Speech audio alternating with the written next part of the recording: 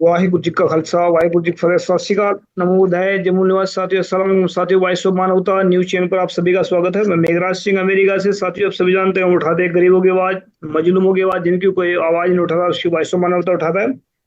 आज की मुलाकात जिंदे लोगों के साथ। जिंदे हम उन्हीं को मानते हैं जो सच बोलना जानते हैं, वरना चुप रहना तो मुर्दे भी जानते हैं। तो साथियों, हमने जो कल अपने पोस्टर पे आया फेसबुक पे, आप सभी जानते हैं, उस पे जो टॉपिक रखा हमने, बिगड़े हुए डॉक्टरों का और बिगड़े हुए जो मरीज हैं उनका अपना वो सुधार कैसे कर सकेंगे। इस पे इसकी जो इसके खास मुलाकात कर रहे हैं हम आज की, जो निडर, बेखौफ और जिंदा दिल इंसान है, इनका नाम है डॉक्टर विश्वरूप रॉय चौधरी जी। इनको आप सभी जानते हैं, जो फेसबुक पर क्या, यूट्यूब पर क्या, ये सबसे ज्यादा मेरे ख्याल से जब से कोरोना आया था, कोरोना दिखाई कोरोना मतलब बनावटी कोरोना आया था, उसके बाद में सामने नजर आया जा रहा है। उससे पहले हमने कभी देखे नहीं, लेकिन 3-4 साल से हम लगातार देख रहे थे इनको। तो इनसे काफी दिन से मुलाकात करनी चाह रहे थे, लेकिन नहीं हो पा रही थी। लेकिन आज हमारे सामने बैठेंगे, स्वागत करते हैं, उसके बाद में सवाल जवाब करते हैं। जी डॉक्टर साहब, आपका वॉइस ऑफ मानवता न्यूज चैनल में बहुत बहुत स्वागत। सत श्री अकाल भाई साहब। सत श्री अकाल। धन्यवाद। Thank you. जी, आज का टॉपिक हमारा है कि बिगड़े हुए डॉक्टर और बिगड़े हुए मरीज अपना सुधार कैसे करें। तो ये आपने बहुत टॉपिक बढ़िया। देख लिया होगा। तो अभी दवाइयाँ मरीज के बारे में तो सभी बात करते हैं, और ये मेरा सबसे पहला सवाल यही रहेगा कि जो बिगड़े हुए डॉक्टर हैं और मरीज, इनकी हम पहचान कैसे करें। क्योंकि पहचान तो आप देखे होंगे बहुत सारे अलग अलग तरीके के होते हैं, लेकिन इनकी हम पहचान कैसे कर सकते हैं, बिगड़े हुए डॉक्टरों की और बिगड़े हुए मरीजों की। ये बड़ा आसान है। जी। अ, इसको आप ऐसे समझे, मैं उदाहरण से समझाता हूँ आपको। मान लो आपके घर में टीवी है, फ्रिज है, कोई एक आपका इक्विपमेंट है, वो खराब हो जाता है। आप टेक्नीशियन के पास ले जाते हैं, और वो ठीक करने के बजाय वो अगली बार जब लेके आते हैं तो दो और दिक्कतें आ जाती हैं। फिर वो दो दिक्कत लेके दोबारा जाते हैं तो और पैसा मांगता है। फिर वो कुछ दिन रखता है, फिर वापस जब भेजता है तो वो पहली वाली दिक्कत तो थी, एक नई दिक्कत और शुरू हो जाती है। तो आप क्लियरली बोलेंगे कि ये टेक्नीशियन जो है खराब है, क्योंकि मैं तो इसको ठीक करने ले गया था, और जब वापस इसने लौटाया तो जो इसकी प्रॉब्लम थी वो तो वहीं की वहीं दो और नई प्रॉब्लम आ गई। ऊपर से इसने हर बार जब जाता हूं तो एक नया पैसा ये मांग लेता है, पुराने पैसे भी इसके पास हैं। तो टेक्नीशियन मतलब ये किसी काम का नहीं है, वो लूट रहा है। अब इस उदाहरण को अपने ऊपर एज ए पेशेंट अगर आप देखें, अगर आप ऐसे डॉक्टर के पास जा रहे हैं, या आपके साथ ऐसा हो रहा है कि जितनी बार आप जा रहे हैं उतनी बार जब वापस आते हैं तो पुराना दिक्कत तो वहीं का वहीं है, दो नई दिक्कत सामने वो बोल देता है, और दो नई दवाइयां जुड़ जाती हैं, दो नए प्रोसीजर जुड़ जाते हैं, आपके दो नए सिम्टम्स जुड़ जाते हैं। आपकी दिक्कतें, पुराने वाले जो सिम्टम्स थे, डिस्कम्फर्ट थे, वो वैसे का वैसे ही है। मान लो आप गए हाई ब्लड शुगर के लिए, और ऐसे जाते जाते 6-7 महीने बाद बोला कि एक बीपी की दवाई भी आपको खानी पड़ेगी। समझ लीजिए कि ये एक बिकाऊ डॉक्टर है। ये उसी टेक्नीशियन की तरह है जो आपको एक एटीएम मशीन की तरह लगातार जिंदगी भर सोचता है कि जब तक आप जिंदा रहेंगे तब एटीएम मशीन की तरह कुछ ना कुछ पैसा आता रहेगा। आपकी हालत एज ए पेशेंट अगर पिछली बार से इस बार बेहतर नहीं होती है, बल्कि हर बार वो बदतर होती जाती है कंसिस्टेंटली। जो लोग पेशेंट अगर आप मुझे सुन रहे हैं, आप जरा सोचिए अपने पिछले 10 साल में या 20 साल में आपकी हालत और खराब होती चली गई कंसिस्टेंटली, या जिस प्रॉब्लम के लिए गए वो ठीक हो गया और दोबारा नहीं हुई।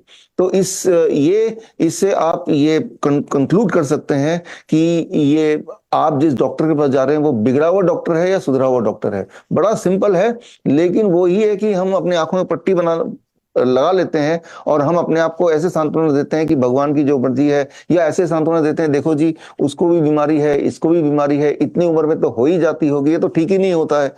जैसे दिमाग में जी। भर दिया गया कि डायबिटीज तो ठीक ही नहीं हो सकती, बीपी तो ठीक ही नहीं हो सकती, घुटने का दर्द तो ठीक ही नहीं हो सकता, हार्ट डिजीज तो ठीक ही नहीं होती है, ये पहले से ही भर दिया गया है। मान लो एक ऐसा टीवी आपके पास हो जिसमें पहले से ही भर दूं ये टीवी कभी ठीक ही नहीं हो सकता, अब आपको कोई एक्सपेक्टेशन ही नहीं है। अब जब टेक्नीशियन के पास जाएंगे, बस आप एज ए रिचुअल आप जा रहे हैं, क्योंकि आपका चारा कोई नहीं।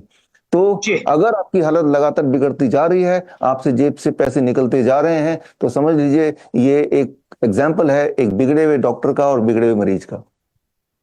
मतलब ये मान लीजिए कि जेब कतरा है, जेब कटवाने वाला है, माइल भी एक बार कह सकते हैं इसको हम सीधे सीधे अक्षरों में।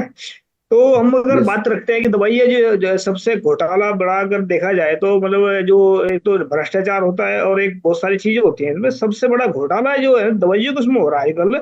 हमने देखा बहुत सारे इसमें स्टोर में, जो स्टोर के अंदर वीडियो देखी हमने बनी हुई, जो जो सेलमैन आते हैं, जो मतलब दवाई बेचने वाले आ रहे हैं या कोई हो रहे हैं उनके पीछे लगे, उनकी जो रेट लगा होता है वो कुछ और लगा होता है, वहां पर देते कुछ और हैं। तो इसके पीछे क्या कारण है? इसके पीछे लूट पाट करने वाले लोग हैं। ये मुख्य दोषी कौन हो सकते हैं? डॉक्टर हो सकते हैं, या जो मेडिकल स्टोर पर रखे हुए हैं, या जो फैक्ट्री बना रही है दवाइयाँ, ये इसके पीछे लूट पाट कर रहे हैं। क्योंकि ये तो जो आम पब्लिक को लूट रहे हैं, चाहे वो मेडिकल वाला है या डॉक्टर है या कोई फैक्ट्री वाला है। तो इसके पीछे मेन दोषी कौन है आपके हिसाब से? एक नेक्सस है, अकेला कोई नहीं कर सकता, सबको आपस में एक दूसरे की हेल्प करनी पड़ती है, तभी जाके लूटना पॉसिबल है। राइट, अकेला गब्बर कुछ नहीं कर पाएगा जब तक उसके पास कालिया और सांबा नहीं होंगे। अगर हम बोलें गब्बर कालिया सांबा में दोषी कौन है, आपका सवाल कुछ ऐसा ही है। तो वो जो जी। सांबा है वो डॉक्टर है, वो दवाई बनाने वाला वो मान लो कालिया है, वो और जो उसके ऊपर जो सारा कंट्रोल करता है WHO, वो गब्बर है। तो WHO की संरक्षण मिली हुई है, और फिर फार्मास्यूटिकल कंपनी उनको भी पैसा देती है, और आगे कालिया सांबा जैसे लोग हैं जिन्हें हम डॉक्टर बोलते हैं, तो उनको लाइसेंस मिला मिला हुआ है। तो इस तरह से तामझाम चल रहा है। आप देखेंगे जो आपने स्पेसिफिकली बात की, ये जो सेल्स एजेंट है, ये छोटा सा मतलब मान लो एक छोटा सा मोहरा है, जैसे चेस की गोटियों में सबसे छोटा मोहरा जो होता है वो है। और आप अगर किसी भी डॉक्टर जो आपके दोस्त हैं उनसे पूछेंगे, तो उनको बड़े बड़े उसमें टिप मिलते हैं। टिप मतलब बैंकॉक में 1 हफ्ता का छुट्टी मिल जाएगा उस डॉक्टर को अगर इतनी दवाई बेची। इससे मतलब नहीं है कि वो पेशेंट को चाहिए कि नहीं चाहिए वो दवाई, उसे इससे मतलब है कि मुझे अपना टारगेट पूरा करना है। कॉर्पोरेट हॉस्पिटल में खासतौर पर टारगेट बेस्ड काम ही होता है कि आपको आज इतने एक्सरे तो कराने ही पड़ेंगे, राइट, तभी आपकी सैलरी मिलेगी। तो ये एक ओपन सीक्रेट मान सकते हैं। तो ये जो करने वाला उस बात को मानने, और जो वो डॉक्टर मानेगा नहीं, तो वो पूरी बिरादरी से उसको हटना पड़ेगा। बिरादरी से हटने के बाद वो एक छोटा सा क्लिनिक चला सकता है, लेकिन इतनी चमक दमक में देखेगा मेरे दोस्त लोग तो बड़े बड़ी गाड़ियों में घूम रहे हैं, बैंकॉक भी जा रहे हैं, और मैं तो एक छोटे क्लिनिक में। तो फिर सोचता है चलो यार, मैं गब्बर की टीम का पार्टी बन जाता हूँ, मैं अकेले क्या कर लूंगा। तो ये एक नेक्सस है, लेकिन इसमें जी। सबसे बड़ा दोषी तो मैं मानता हूँ वो पेशेंट है, वो खुद ही दोषी है, उसी को अवेयर होना पड़ेगा। बॉडी तो आप ही की है ना।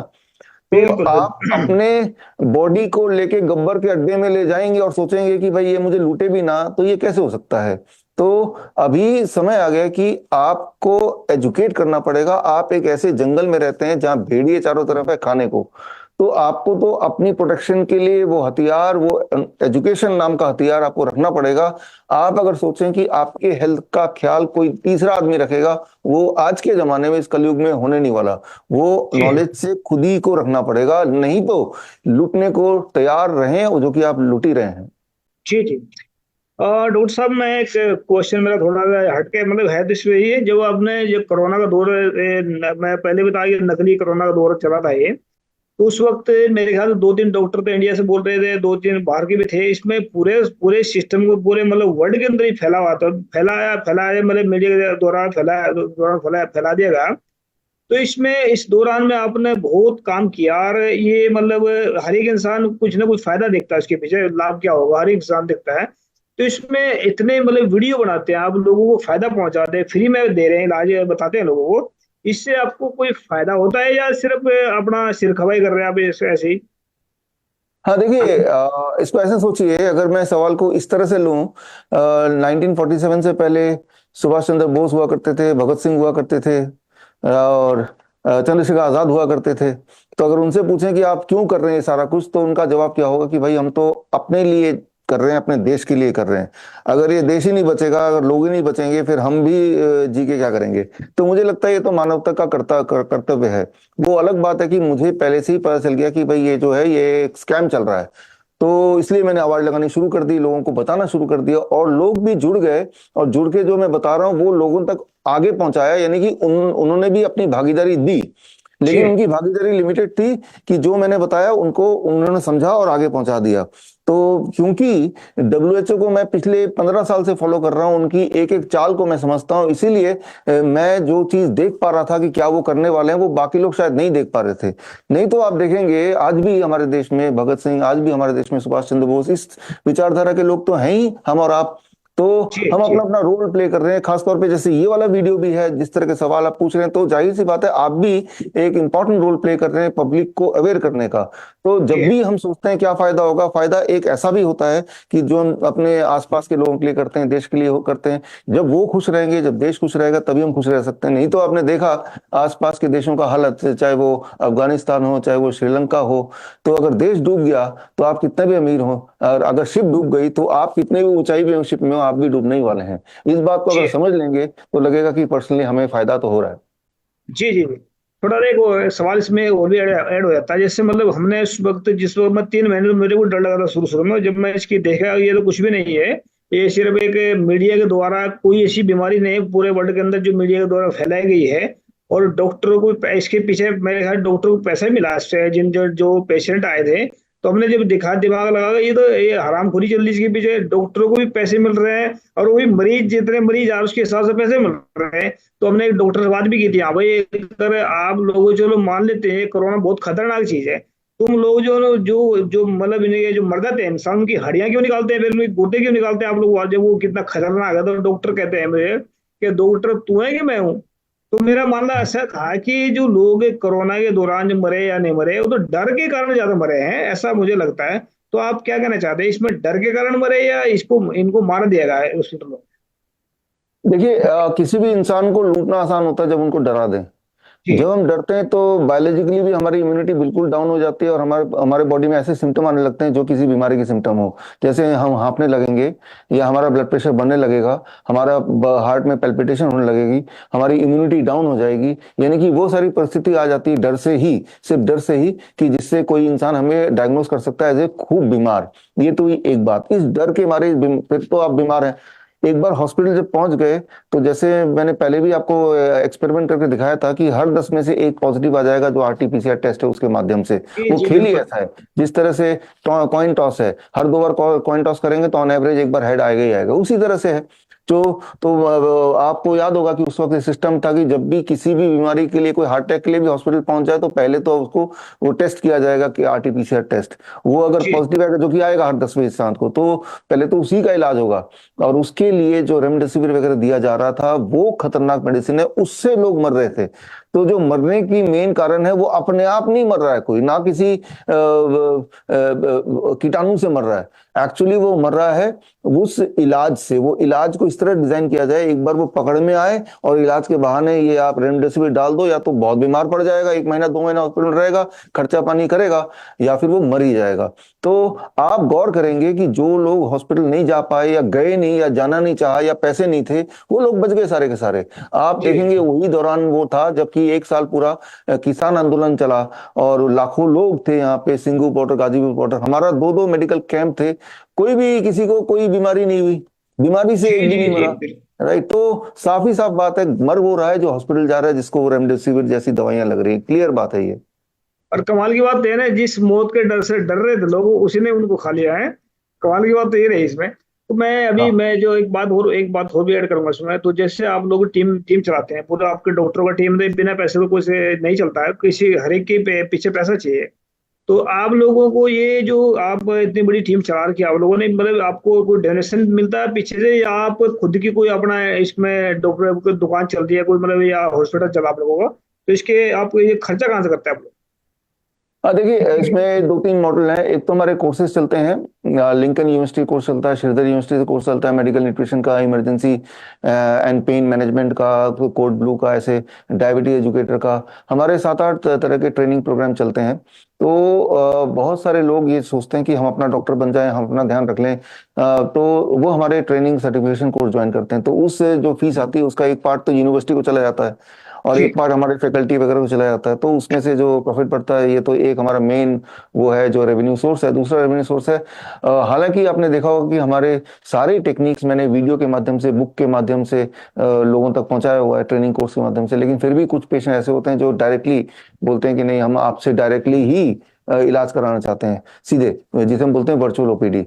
तो ऐसे लोग 21,000 रुपीज देते हैं अपने इलाज का, तो वो एक रेवेन्यू सोर्स है। हमारे कुछ हॉस्पिटल है, हिम्स के नाम से 20 हॉस्पिटल हैं भारत में, तो उस हॉस्पिटल में जो लोग आते हैं डायरेक्टली, हालांकि हम बोलते हैं कि घर में ही आप ठीक हो सकते हैं, लेकिन जिनके पास खूब सारा पैसा है वो घर में वो DIP diet, hot water immersion कौन करे, कोई करके ही दे हमें, तो घर पे वो सब करेंगे तब भी खर्चा होगा, तो वो हमारे हॉस्पिटल आ जाते हैं, हिम्स हॉस्पिटल। तो कई सारे शहरों में है, तो उससे भी रेवेन्यू आती है। हमारी पब्लिकेशन है, आपने गौर किया मेरे तो टोटल अभी 30 किताबें हैं। हालांकि जी किताबें भी फ्री लिंक हमारे वेबसाइट पे है, कि जिसको फ्री में लिंक करना है, लेकिन हमारे किताबें अमेजन पे भी हैं, जिनको अगर जी खरीद के ही पढ़ना है तो हमने दोनों ऑप्शन दिए, फ्री पढ़ना है हमारे वेबसाइट में आओ, अगर आपको लगता है कि पैसे देके पढ़ना है तो अमेजन में जाओ। तो हर चीज का हमने फ्री ऑप्शन रखा है। हमारा एक हॉस्पिटल है हिम्स जालंधर, वो फ्री है गरीबों के लिए, कि अगर आपको लगता है रह के फ्री में इलाज करना हो, गरीब हो आप, तो वो भी है। तो लेकिन हमने देखा कि बैलेंस बन जाता है और इतना पैसा आ जाता है कि हम अपने मुहिम को आगे बढ़ाएं और ऑर्गेनाइजेशन को आगे बढ़ाएं। हम डोनेशन नहीं लेते, ना तो हम एक्सपेक्ट करते हैं, ना हम ना तो हम एक्सेप्ट करते हैं, एक्सेप्ट भी नहीं करते डोनेशन, और ना ही हमें मिलता है, ना हमने कभी लिया, ना हम जी लेना चाहते हैं। जी। वॉइस ऑफ मानवता न्यूज चैनल जो है ना, अमेरिका से चलाते हैं इसको, तो जिन जो लोग अच्छा काम करते हैं, मानवतावादी काम करते हैं, उनको हम सर्टिफिकेट भी देते हैं। वैसे हमने पहले भी बात रखी थी आपके सामने, आपके जो एक मतलब टीम मेंबर से इंटरव्यू लिया था मेरे का, 1 साल पहले लिया था इंटरव्यू मैंने। तो मैं अब तक भी संपर्क करना चाह रहा था काफी दिन से, तो आज पहली बार मुलाकात हुई आपके साथ में, इसके लिए आपका दिल से धन्यवाद। क्योंकि हम जिंदे लोग उनको मानते हैं जो मतलब मानवता के लिए काम करते हैं, वरना ये जो जितने भी डॉक्टर हैं, जितने भी मतलब या पुलिस वाले हो, कोई भी हो, मतलब ये तो हम मुर्दा मुर्दा मानते हैं, क्योंकि इनके अंदर वो हिम्मत है ही नहीं जो इंसानों के लिए सही काम करते हैं। तो मेरा लास्ट सवाल आपसे होगा कि अभी जो जैसे हमने पहला सवाल रखा था भाई, ये पहचान कैसे सकते हैं बिगड़े हुए को, अब ये सुधार कैसे कर सकते हैं, क्योंकि बिना सुधार के तो कुछ होगा नहीं। बिगड़े हुए डॉक्टर भी और बिगड़े हुए मरीज भी अपना अपना सुधार कैसे करें, या आम आदमी भी अगर बिगड़ रहा है, मतलब आने वाले वक्त में ना बिगड़े हो, अपना सुधार करें, इसके ऊपर क्या कहना चाहेंगे आप? बड़ा सिंपल है। एक डॉक्टर को हमेशा याद रखना चाहिए कि एक मरीज का काम तो डॉक्टर के बिना चल जाएगा, लेकिन एक डॉक्टर का काम मरीज के बिना नहीं चलेगा। तो ये तो हुई एक बात। दूसरी बात, जैसे मैंने पहले ही बताया और जिस मुहिम पे हम लगे हैं, कि हर इंसान को अपना डॉक्टर बनना ही पड़ेगा। जिस जी तरह से हर घर में खाना किचन होता है, घर में कोई ना कोई खाना बनाता है, ऐसा नहीं होता कि खाना बनाना किसी को ही नहीं आए। तो हर घर में एक ऐसा इंसान होना पड़ेगा जिसको अपना डॉक्टर बनना पड़ेगा। अपना डॉक्टर बनना बहुत मुश्किल काम नहीं है। कोई भी बीमारी हो, चाहे वो हाइपरटेंशन हो, चाहे वो डायबिटीज हो, इवन हार्ट अटैक भी हो, मान लो आपकी आंखों के सामने कोई ऐसे किसी को एंजाइना, हार्ट अटैक आ जाए, तो भी आप वो सारा या उससे बेहतर कर सकते हैं जो कि एक इमरजेंसी हॉस्पिटल में होता है, घर बैठ के, घर के सामान से, घर जी के सामान से घर बैठ के हॉस्पिटल से बेटर और कई गुना बेटर कर सकते हैं इजीली। तो ये टेक्निक आपको सीखनी पड़ेगी। अब सवाल है कि ये टेक्निक कैसे सीखा जाए, उसको फ्री में कैसे सीखा जाए, तो वो मैं बताना चाह रहा हूँ। 23 जनवरी सुभाष चंद्र बोस जयंती है, 12 बजे एक किताब मैं लेके आ रहा हूँ, मेरा प्रेस कॉन्फ्रेंस है, कोरोनाकाल.tv में जाएंगे, विश्वरूप www.coronakal.tv में लाइव होगा ऑनलाइन। और इसमें ये किताब मैं निकालूंगा, हेल्प, HELP, हैंडलिंग इमरजेंसी, पहली बात लाइफस्टाइल डिजीज, दूसरी बात एंड पेन, तीन ही चीज होती है। हेल्प, हेल्प, HELP, H का मतलब handling, E emergency, L lifestyle disease and pain, यही तीन चीज होती है जो जिसके लिए हम हॉस्पिटल जाते हैं, डॉक्टर के पास जाते हैं। ये तीनों की तीनों चीजें मैं लाइव आपको सिखाऊंगा, आप उसे जी सीख लीजिए। वो किताब रिलीज करूंगा, उसका फ्री डाउनलोड लिंक दूंगा, वो आप रख लीजिए। और मुख्यतः 56 तरह से इंसान बीमार पड़ सकता है, चाहे वो इमरजेंसी की बात करें, जैसे किसी के दांत में दर्द होगा तो क्या करेंगे, राइट। तो इस तरह से 56 तरीके से, किसी को नींद ना आ रही हो, किसी को सांसें रुक रही हो तो क्या करेंगे, राइट। तो 56 तरीके से इंसान बीमार पड़ सकता है। उन 56 तरीके के सोल्यूशन घर के सामान से, बेहतर हॉस्पिटल से, उस किताब में है। वो किताब आप पढ़ें, थोड़ा अपना टाइम निकालें, और वो ट्रेनिंग मैं जो दूंगा उस दिन, वो ट्रेनिंग में आप अटेंड करें, मैंने आपको बता ही दिया, और जी। अपने आप को एजुकेट करें, और बस मुक्त हो जाएं डॉक्टरों के चक्करों से। जिंदा दिल डॉक्टर से मुलाकात करके आज पहली बार मतलब अच्छा लगा भी, जो जिंदे दिल के लिए, मतलब जिंदा दिल इंसान होने के बाद में जिंदे जिंदे लोगों के लिए काम कर रहे हैं और जिंदापन दिखा रहे हैं, तो इसके लिए आपका स्पेशल धन्यवाद है डॉक्टर साहब। मैं आने वाले वक्त में फिर हम किसी टॉपिक पर बात करेंगे। तो आज तो मैंने खुले खुले सवाल करे, लेकिन आने वाले वक्त में किसी सीरियस पर बात करेंगे टॉपिक पर। तो आज के लिए आपका स्पेशल धन्यवाद, और उम्मीद करते हैं आप ऐसे ही मजबूती से, बेखौफ होकर के, निडर होकर के और मानवता के लिए काम करते रहेंगे। आज के धन्यवाद, सत श्री अकाल भाई साहब। Thank you Meghra ji.